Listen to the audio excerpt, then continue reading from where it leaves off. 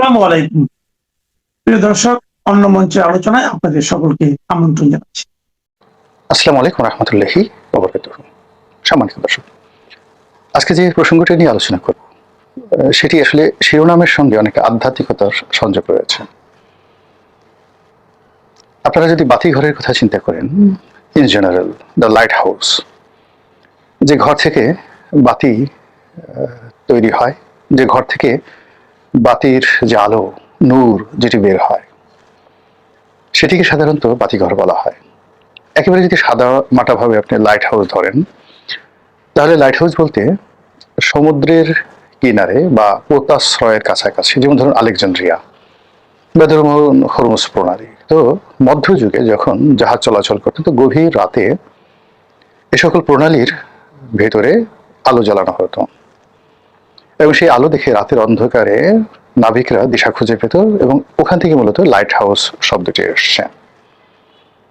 আর যদি আপনি সাধারণভাবে আধ্যাত্মিকতায় যান, তাহলে লাইট বলতে যেটি বোঝায় সেটা হলো নূর। নূর এবং আনোয়ার আরবিতে দুটো শব্দ। নূর হলো একেবারে মৌলিক একটি আলো, যে আলোর কোনো রকম প্রতিবিম্ব নেই, যে আলোর কোনো ছায়া নেই, যে আলোর কোনো পেছনে অন্ধকার নেই, যে আলো সপ্তরং তৈরি করে না, কোনো কিছু তৈরি করে না, শুধু আপনাকে পথের দিশা দেখায়, সেটিকে বলা হয় নূর।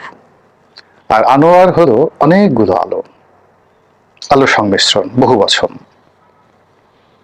তো এই যে আমরা যেটাকে লাইট হাউস বলি, বাংলা যেটার বাতিঘর, সেই বাতিঘর হলো যে একটি মানুষের হৃদয়ে, মন এবং মস্তিষ্কে, সেখানে যখন এরকম নূর থাকে, যে নূরে সে তার নিজের পথ দেখতে পারে, অর্থাৎ he must be a successful man, respected man and regarded by all parties. মোটামুটি তার শত্রু যারা আছে তারাও বলবেন যে এই লোকটি এইরকম, তার একটা ক্যারেক্টারিস্টিক্সের সার্টিফিকেট থাকবে। এইরকম যখন কারো সম্পর্কে ধারণা করা হয়, ধরে নেওয়া হয় এই মানুষটির মধ্যে নূরের আলো রয়েছে। নবী রাসূলরা তো ছিলেনই, সাহাবায়ে কেরামরা ছিলেন, গাউস কুতুব আল্লাহ পীর মাশায়েখরা ছিলেন, জ্ঞানী গুণী সক্রেটিস, প্লেটো, অ্যারিস্টটল, কনফুসিয়াস, তাদেরকে ওইভাবে আলোকিত মানুষ বলা হতো।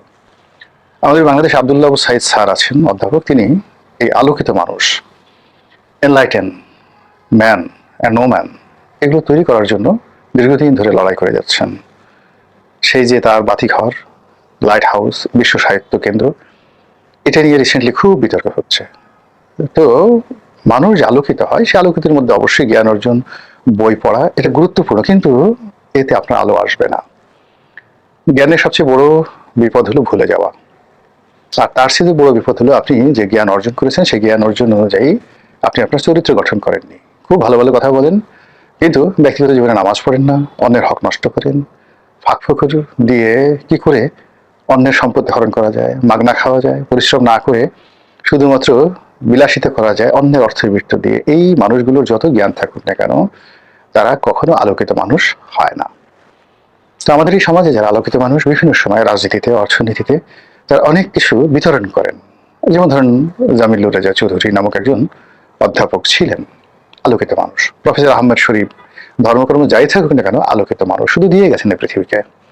আহমদ সাহেবের কথা চিন্তা করেন, হুমায়ুন আজাদের কথা চিন্তা করেন, প্রিন্সিপাল আবুল কাশেমের কথা চিন্তা করেন, আরো অনেক বহু মানুষের নাম আমরা বলতে পারবো। আপনি তোফাজ্জল হোসেন মানিক, ইত্তেফাকের সম্পাদক, তার কথা চিন্তা করেন, জহুর আহমেদ চৌধুরীর কথা চিন্তা করেন, সাংবাদিক, আপনি আব্দুল সালাম সাহেবের কথা চিন্তা করেন, সাংবাদিক, এস এম আলীর কথা চিন্তা করেন, এরকম অসংখ্য রাজনীতিবিদদের মধ্যে বহু সংখ্যক আছে, আবুল হাসিম, হোসেন সৈয়দ সোহরাওয়ার্দী, বঙ্গবন্ধু শেখ মুজিবুর রহমান, প্রেসিডেন্ট জিয়াউর রহমান, ওনারা সবাই আলোকিত মানুষ ছিলেন। আলোকিত মানুষের যে গুণ, তিনি নিজে আলোক বিতরণ করেন, আর অন্য সব যারা আলোকিত মানুষ আছে তাদেরকে তার আশেপাশে তিনি সংগ্রহ করতে পারেন। রাজনৈতিক যারা লোকজন রয়েছে তাদেরকে কেন্দ্র করে একটা নিউক্লিয়াস গঠিত হয়। অ্যারিস্টটলের আগে প্লেটো, প্লেটোর আগে সক্রেটিস। সক্রেটিস শুধু নিজে আলোকিত ছিলেন না, তার আশেপাশে যারা ছিলেন, তার সমস্ত ছাত্ররা সবাই আলোকিত মানুষ। তার ছাত্র প্লেটো, তার অনেক আলোকিত মানুষ।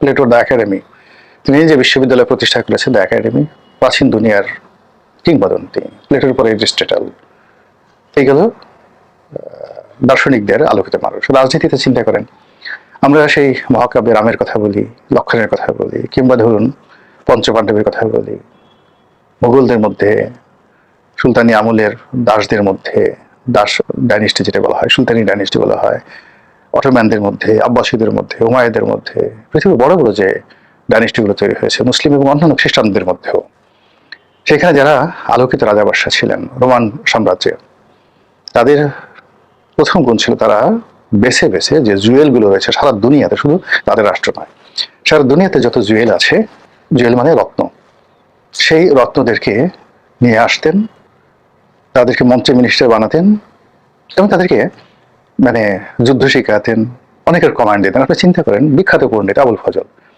আবুল ফজলকে যদি আপনি চিন্তা করেন, আমাদের ঢাকা বিশ্ববিদ্যালয়ের ভাইস চ্যান্সেলর, এখন তাকে যদি আপনি অল অন সাডেন 9 ডিভিশনের মানে আমাদের এই সাভার ক্যান্টনমেন্টের জিওসি বানিয়ে দেন, কেমন হবে? কিন্তু আকবর ঠিক সেম কাজটি করেছিলেন। মানে তার যত জুয়েল ছিলেন তাদের সবার হাতেই সেনাবাহিনী ছিল এবং সেনাবাহিনীর কমান্ড ছিল। এইরকম যারা রাজনীতির যে ব্যক্তিবর্গ, তারা নিজের আলোকিত ছিলেন এবং আলোকিত মানুষদেরকে এনেছেন এবং তাদের সেই আলোকিত যে চিন্তা চেতনা, এটাকে তারা পৌঁছে দিয়েছেন সেই সামরিক, অর্থনৈতিক, বাণিজ্যিক এবং রাজস্ব আহরণে।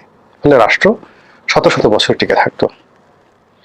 এখন আমাদের দেশে কি হচ্ছে? আমাদের দেশে ধরেন এরশাদ সাহেব, বঙ্গবন্ধু, তারপরে শেখ হাসিনার জামানাতেও ট্যালেন্ট হান্ট হতো। ভালো ভালো যারা জ্ঞানী গুণী তাদেরকে সম্মান করা হতো। আমি বেগম জিয়াকে দেখেছি, তিনি সম্মানিত মানুষদেরকে সম্মান করতেন, যারা লেখাপড়া জানতেন, ভালো মানুষ, তাদেরকে তিনি বুঝতেন যে এরা সম্মানিত মানুষ এবং তাদেরকে ওইভাবে মর্যাদা দিতেন। শেখ হাসিনা তো, বেগম যে একটু ওয়েটে ছিলেন, কিন্তু শেখ হাসিনা মানে পারে তো কাউকে যদি দেখতেন যে এই ছেলেটা মেধাবী, এই লোকটি মেধাবী, তার জন্য জীবন দিয়ে দিতেন। 7 খুন মাপ, তার মধ্যে মেধা দেখার সঙ্গে সঙ্গে তিনি পাগল হয়ে যেতেন। তো সেই দিক থেকে বর্তমান যিনি প্রধানমন্ত্রী আছেন, তার মধ্যে যদি নূর থাকে, প্রথমত তার চেহারার মধ্যে একটা নুরানি সুরত ভেসে আসবে। তাকে দেখলেই এটা মানুষের রাগ পানি হয়ে যাবে, ভালোবাসা বের হবে, তিনি যেদিকে তাকাবেন ওদিকে শান্তির বাতাস প্রবাহিত হয়ে যাবে। এগুলো এক। এটা যে শুধুমাত্র যে প্রাতিষ্ঠানিক এডুকেশন, নট লাইক দ্যাট। দ্বিতীয়ত, তার ডানে বামে সামনে পিছনে আপনি শুধুমাত্র জুয়েল দেখতে পাবেন, মানে রত্ন দেখতে পাবেন, এবং যারা তার সামনে পিছনে ডানে বামে থাকবেন তাদের সবারই একটা সুন্দর পরিবার থাকতে হবে, অর্থনৈতিকভাবে দুর্নীতিমুক্ত থাকতে হবে এবং মোটামুটি সচ্ছল জীবনযাপন করার একটা ট্র্যাক রেকর্ড থাকতে হবে, যে তারা নিজস্ব উপার্জন দিয়ে হোক, পিতামাতার বৈধ ইনকাম দিয়ে হোক, কোনো চোরের ছেলে অবৈধভাবে টাকা উপার্জন করেছে, 1000 কোটি টাকা রেখে গেছে, এরকম কোনো চোরের ছেলে, বদমাশের ছেলে, গুন্ডার ছেলে এখন রাতারাতি টুপি মাথায় দিয়ে যদি অলি আল্লাহ হয়ে যায় আর বাবার সে হারাম খাবার খায়, এরা কখনো জুয়েল হতে পারে না। মানে এরা মুনাফিকের চেয়েও বিশ্বাসঘাতক, প্রচন্ড বিশ্বাসঘাতক। তো কাজে এরকম দিয়ে হবে না। দ্য রিয়েল যাকে বলে জুয়েল লাগবে, বিভিন্ন জায়গা থেকে তারা উঠে এসেছে এবং তাদের জীবনের সব ক্ষেত্রে একটা সহনশীল, দর্শনীয় এবং আলোকিত কতগুলো উদাহরণ রয়েছে। সেটা এই বর্তমান সরকারের মধ্যে আপনি কয়জনকে দেখেছেন? যার বাবা হালাল উপার্জন করেছে, যে নিজে হালাল উপার্জন খাচ্ছেন, নিজে তার শরীরের যে পোশাক আশাক, কাপড় চোপড়, খাবার, গায়ের রক্ত মাংস হালাল উপার্জন দ্বারা তৈরি হয়েছে, এরকম কয়জন লোক দেখেছেন বা কয়জন আছেন? যদি সেটা না থাকে তাহলে এখানে কোনো অবস্থাতেই নূর থাকবে না, কোনো অবস্থাতেই লাইট থাকবে না, এটা একটা লাইট হাউস হবে না। অন্যদিকে আরেকটা জিনিস আমরা এই সময়টাতে দেখি যে আমাদের দেশে খুব, যাকে বলা হয়, একটা শব্দ রয়েছে হেরিকেন। তো হেরিকেন গ্রাম বাংলাতে খুব অহরহ একটা বিষয় ছিল একটা সময়। বৈদ্যুতিক বাসে আসার পরে হেরিকেনের এরকম কদর নেই, কিন্তু সাম্প্রতিক সময় হেরিকেন খুব আলোচিত হচ্ছে যেহেতু বিদ্যুৎ বিভ্রাট হচ্ছে। আর এই বিএনপির সঙ্গে হেরিকেনের এরকম একটা সম্পর্ক হয়ে গেছে এখন যে এগুলো নিয়ে প্রচুর ট্রল হচ্ছে। তো কাজে বিএনপির সঙ্গে হেরিকেনের কি সম্পর্ক রয়েছে, সংযোগ রয়েছে, সেটা পরের বিষয়। কিন্তু আমি এখানে বিএনপির সঙ্গে হেরিকেনের যে সম্পর্ক সেটা বোঝানোর জন্য আমি একটু জাস্ট হেরিকেন নিয়ে দুটো কথা বলি। সেটা হলো এটি কেরোসিন তেলে চলে, কেরোসিন তেলে চলে এবং তেলের মধ্যে কেরোসিন তেল খুবই বাজে একটা তেল, দাহ্য পদার্থ, নিজে জ্বলে অন্যকে জ্বালায়, দুর্গন্ধ তৈরি করে এবং এই কেরোসিনের যে আলো, সে আলো থেকে ধোঁয়া, কালো ধোঁয়া নির্গত হয় এবং এখান থেকে যে গ্যাস উৎপন্ন হয়, কার্বন মনোঅক্সাইড গ্যাস উৎপন্ন হয়। কাজেই হেরিকেন স্বাস্থ্যকর নয়, এটা ওইভাবে আলোকিত করে না, প্রচুর যাকে বলা হয় কালি উৎপন্ন করে, কালিমা উৎপন্ন করে। কলঙ্ক তৈরি করে, আশেপাশে সমস্ত মানুষকে নষ্ট করে, দুর্গন্ধ ছড়িয়ে দেয়। এবং এখানে আপনার পুরো পরিস্থিতি, এক জায়গাতে দুটো তিনটে হেরিকেন আছে, উত্তপ্ত করে ফেলে পুরো পরিস্থিতি। সেই তুলনায় হ্যাজাক লাইট অনেক অনেক ভালো, এবং সেখানে পিউরিফাইড হয়ে কেরোসিন তেলই বাট অনেক সুন্দরভাবে পড়ে, যেটা হেরিকেনের আলোর সঙ্গে, হেরিকেনের তেলের সঙ্গে বা হেরিকেনের যে অন্যান্য ইনস্ট্রুমেন্ট রয়েছে তার সঙ্গে মিলবে না। তো যেটা বলছিলাম যে বিএনপির এই ক্ষমতা আসার সঙ্গে সঙ্গে তাদের সাথে এখন হেরিকেন নিয়ে নানা রকম ট্রল হচ্ছে। এই ট্রলটা মূলত জাগতিক, কিন্তু আমি সেই জাগতিক বিষয় নিয়ে বলবো না। আমি যেটা বলবো যে বিএনপির যদি সত্যিকার অর্থে নূর না থাকে, এমনকি আনোয়ার না থাকে, তার পরিবর্তে যদি রাষ্ট্র পরিচালনায় শুধুমাত্র হেরিকেন যুক্ত হয়, চারিদিকে তো হেরিকেন বা কেরোসিনের প্রদীপ, এগুলো যদি যুক্ত হয়, তাহলে এই সরকার কলঙ্কিত হবে, তারা দুর্গন্ধ ছড়াবে এবং তারা বিভিন্ন জায়গাতে আগুন লাগিয়ে দেওয়ার মতো একটা পরিস্থিতি তৈরি করে ফেলবে। আর অন্যদিকে যেটিকে লাইট, সেটা সানলাইট বলেন, মুনলাইট বলেন, সে লাইট যদি থাকে, অর্থাৎ বিএনপি যদি জ্ঞান থাকে, গরিমা থাকে, দক্ষতা থাকে, অভিজ্ঞতা থাকে, সততা থাকে, তাহলে সেখান থেকে বাইতুল হিকমা খলিফা হারুন আর রশিদ, খলিফা আল রশিদ, হারুন আল রশিদ, তো তিনি বাইতুল হিকমা প্রতিষ্ঠা করেছিলেন এবং সেটার আলো এখনো পৃথিবীকে আলোকিত করছে সাদগা জারিয়া রূপে। এখন বিএনপি যদি, জনাব তারেক রহমান যদি সেই আলোক বর্তিকা তৈরি করতে না পারেন, তাহলে তার খালের মধ্যে, তিনি যে খাল কাটছেন ওখানে অন্ধকার থাকবে।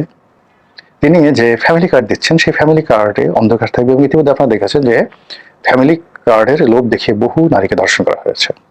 বহু জায়গাতে ঘুষ দুর্নীতি এমনভাবে গেছে যে ফ্যামিলি কার্ডের লোভ দেখিয়ে অনেক পান্ডা তারা গরিব মানুষের সর্বস্ব লুট করেছে।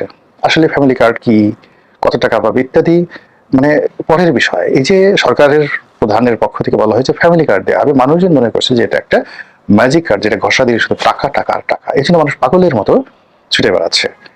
বুঝুক যে ফ্যামিলি কার্ড পেলে আর তার কিছু করতে হবে না, বসে বসে সে খেতে পারবে। তো এই যে জিনিসগুলো হচ্ছে, আপনি দেখবেন যে প্রতিটি ঘটনার সাথে আশেপাশে কেবলই মাত্র অন্ধকার, কেরোসিনের প্রদীপ অথবা হেরিকেনের আলো। আপনি কি সেই আলোর বিপরীতে, যেটিকে নূর বলা হয়, সেটি দেখতে পাচ্ছেন? আর যদি সেটি না থাকে, সরকারের বাতি জ্বলবে না।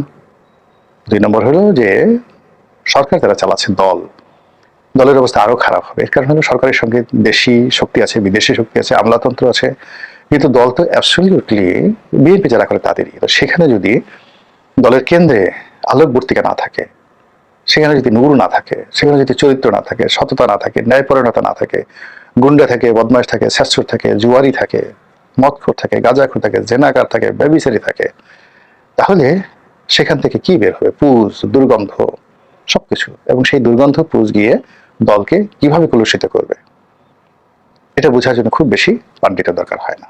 মহান আল্লাহ আমাদের সবাইকে হেদায়েত দান করুন এবং হেফাজত করুন। আসসালামু আলাইকুম ওয়া রাহমাতুল্লাহ।